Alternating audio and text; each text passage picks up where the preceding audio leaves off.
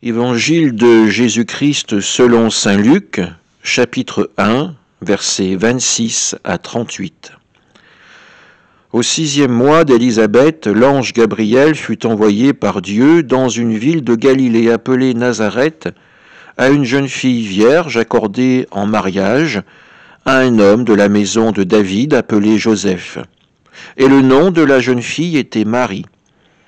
L'ange entra chez elle et dit : « Je te salue, comblée de grâce, le Seigneur est avec toi. » À cette parole, elle fut toute bouleversée, et elle se demandait ce que pouvait signifier cette salutation. L'ange lui dit alors : « Sois sans crainte, Marie, car tu as trouvé grâce auprès de Dieu. Voici que tu vas concevoir et enfanter un fils. Tu lui donneras le nom de Jésus. Il sera grand, il sera appelé Fils du Très-Haut. Le Seigneur Dieu lui donnera le trône de David, son père. Il régnera pour toujours sur la maison de Jacob, et son règne n'aura pas de fin. » Marie dit à l'ange : « Comment cela va-t-il se faire, puisque je ne connais pas d'homme ? » L'ange lui répondit : « L'Esprit Saint viendra sur toi, et la puissance du Très-Haut te prendra sous son ombre. C'est pourquoi celui qui va naître sera saint, il sera appelé Fils de Dieu. Or voici que, dans sa vieillesse, Élisabeth, ta parente, a conçu elle aussi un fils, et en est à son 6e mois, alors qu'on l'appelait la femme stérile, car rien n'est impossible à Dieu.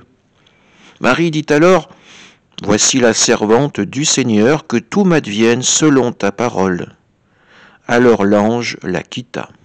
Acclamons la parole de Dieu. Nous ne pouvons imaginer la surprise qu'a dû ressentir Marie devant cette divine apparition de l'ange. Et encore plus quand elle a entendu le message qu'il lui délivrait. Elle, la jeune fille de Nazareth, allait devenir la mère du Sauveur, la mère du Fils de Dieu. Elle, cette humble jeune fille, allait rejoindre la famille royale de la descendance de David. Son fils aurait un règne qui n'aurait jamais de fin, et il serait le salut pour tous les hommes et pour toutes les femmes. Alors oui, nous ne pouvons pas imaginer la surprise qui fut celle de Marie.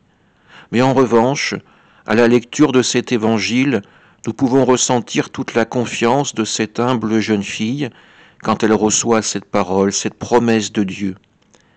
Elle, la jeune fille du petit village de Nazareth, devient la mère de Dieu. Elle accepte de rentrer dans ce service, de devenir la servante du Seigneur.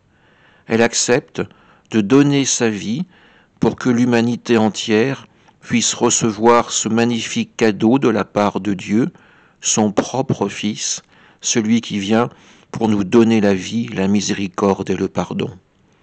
Alors en ce temps de l'Avent, que notre action de grâce monte aussi envers Marie, elle qui nous fait entrer dans le salut voulu par Dieu pour les hommes. Amen.